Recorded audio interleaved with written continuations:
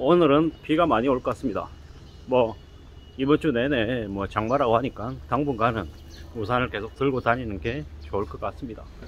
뭐 그런 얘기를 이제 들었던 것 같습니다. 그 한자와 나오키라고 하는 일본 드라마에서 은행은 비가 오지 않을 때는 우산을 빌려주지만 비가 올 때는 우산을 뺏는 곳이다 라는 이제 대사가 있었던 게 기억이 납니다. 은행이 이제 우산을 뺏는다, 뭐 어떤 얘기겠습니까? 경기가 어려워질 때 사람들이 돈이 꼭 필요할 때 은행이 돈을 빌려주는 게 아니라 되려 사람들을 외면할 수 있다는 겁니다. 참 아이러니한 게 돈이 있어야 은행에서도 돈을 좀 제대로 빌릴 수 있다는 겁니다. 통장에 잔고가 얼마가 있는지, 그리고 월급이 얼마인지, 이런 것들을 점점 더 많이 묻는 그런 시대가 된 거죠.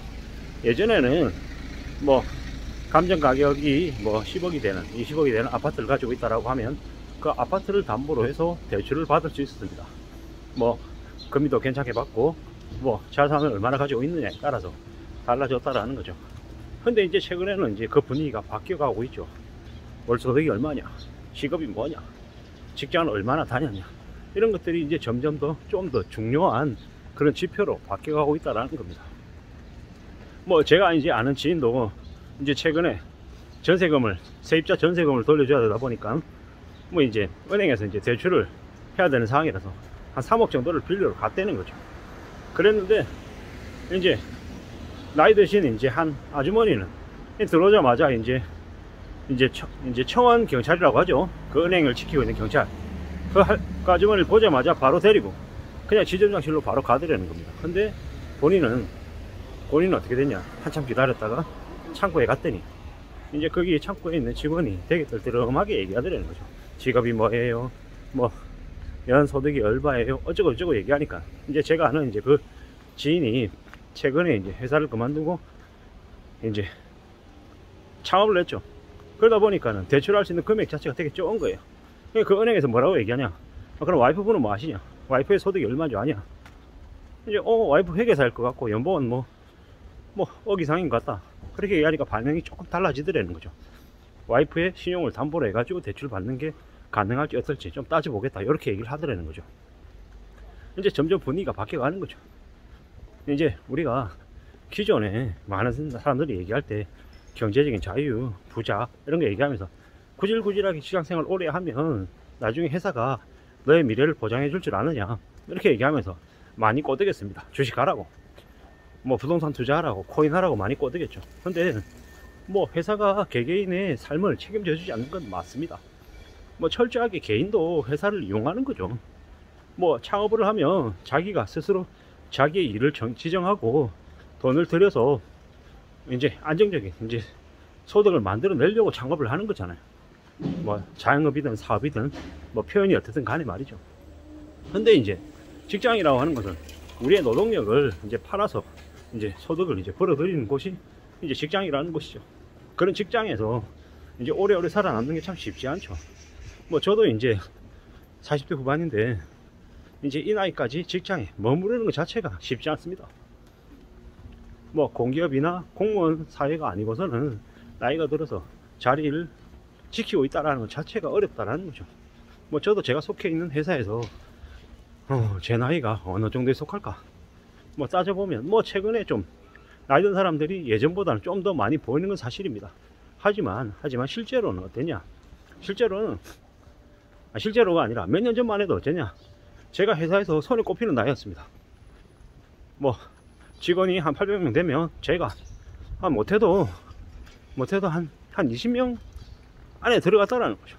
지금은 조금 달라져서 뭐 한 750명 중에서 한 3, 40명은 되는 것 같습니다. 좀 더 되려나? 뭐 대략 그 정도 되는데, 확실한 건 뭐다, 이제 직장을 다니는 사람들의 나이도 점점 이제 들어가는 것 같습니다. 저도 마찬가지고요. 저도 제가 이제 제 나이가 대한민국 평균 나이가 된 것 같다라는 생각이 더 많이 듭니다. 뭐 주변에 오며 가며 보면 뭐 나이 드신 분들도 더 많이 보이는 것 같고요.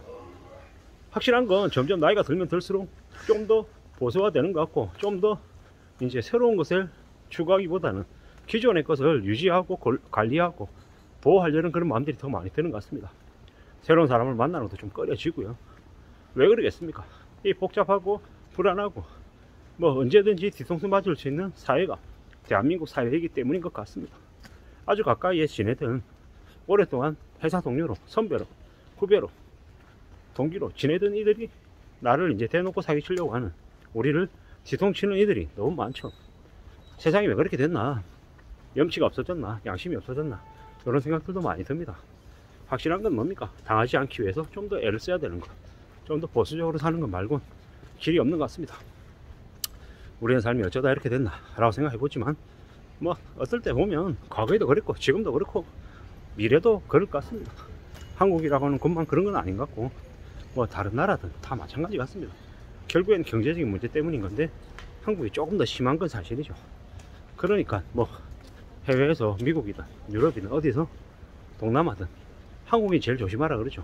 왜? 거기 있는 사람들 상당수가 사기치고 남 해코지하고 도망온 놈들이 너무 많기 때문인 거죠.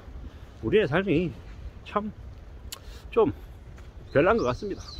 확실한 건 뭡니까? 우리 삶을 좀 지키기 위해서, 대비하기 위해서 스스로 마음을 좀 어떻게 먹어야 될지 좀 정해놓을 필요가 있다라는 거죠. 확실한 건 삶이 다 빡빡하더라는 거, 그리고 항상 조심해야 된다라는 거. 두려운 마음, 걱정, 염려, 아니 너무 걱정만 하고 살면 되겠냐라고 하지만, 뭐 그런 걱정을 하게 만드는 게 지금의 시대입니다.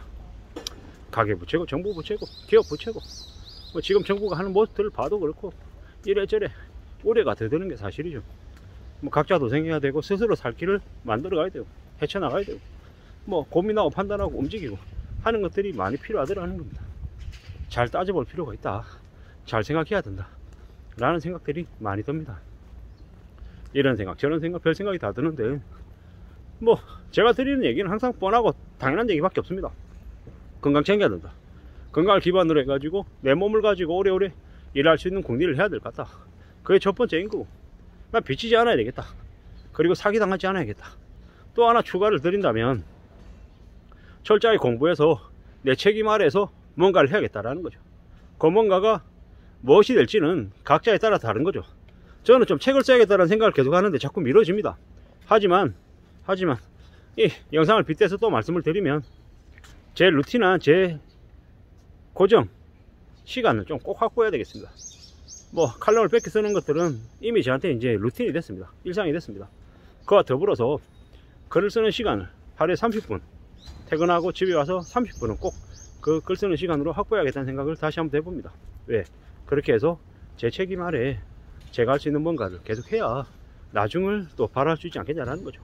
지금은 일을 하고 있지만 나중에 또 뭘 하면 살지에 대한 공리를 해야 되기 때문에 지금부터 준비해야 될 것 같습니다. 이상입니다.